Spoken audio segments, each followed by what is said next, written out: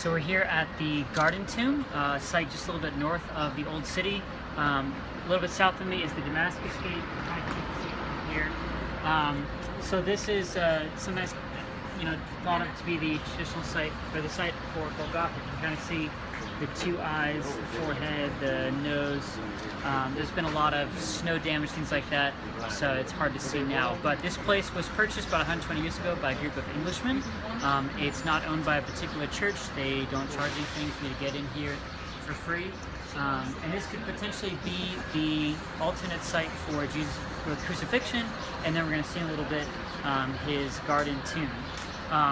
One of the reasons why this might be a good site is because it was a crossroads, people going up north to Damascus, and if you crucified people here, there would be people that are walking along the street. They would be able to see it. It's part of the Roman intimidation technique.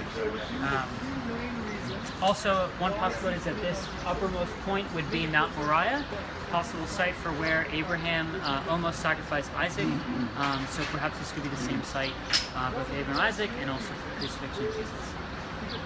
They also said that winds would tend to blow from that direction, in that direction, which would have been away from the city, whereas the side of the Holy Sepulchre, the winds would have blown the bad smell from the tombs into the city, which would have been unlikely. So we're here at the Garden Tomb.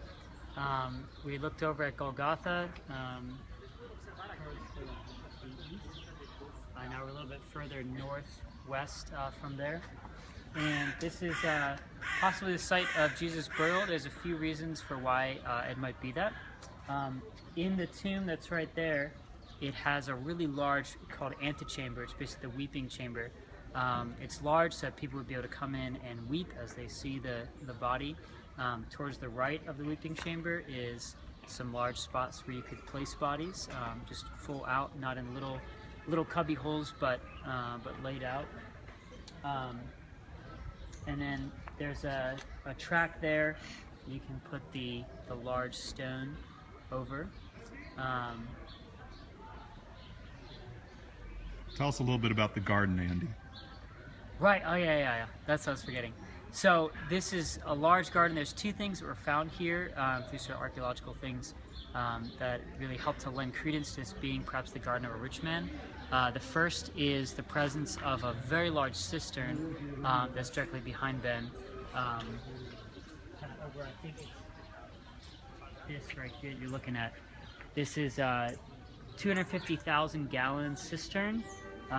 So it would have been a huge amount of water that could have watered a very, very large garden, most likely owned by a rich man, because that's a lot of cash that you need for a cistern and garden that size. The garden likely would have been maybe olive trees, wine, things like, or grapes, things like that. The second thing is the presence. I don't see it here. I don't know where it is, but it's the wine press, pretty large wine press.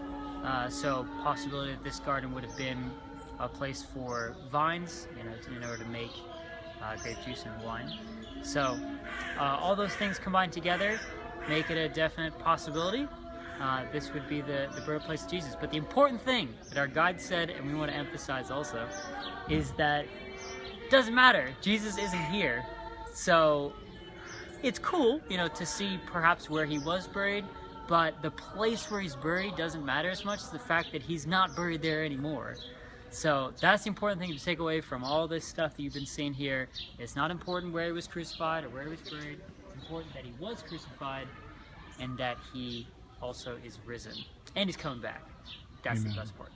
One other quick detail that I'm remembering is that the scriptures actually say that after he was crucified, he was placed in the tomb in a garden nearby. Yeah. And gardens back then would not have been flower gardens, but it would have been where the grapes were grown and the wine press was. So. And keep in mind, at the end of Matthew 27, the end of Matthew 19, it talks about how two people that were in charge of the body, Joseph of Arimathea, who was a rich man, and Nicodemus, who is part of the Sanhedrin, also most likely a pretty rich man. So this could potentially be the garden that Joseph of Arimathea owned, and therefore the tomb that Joseph had really built for himself.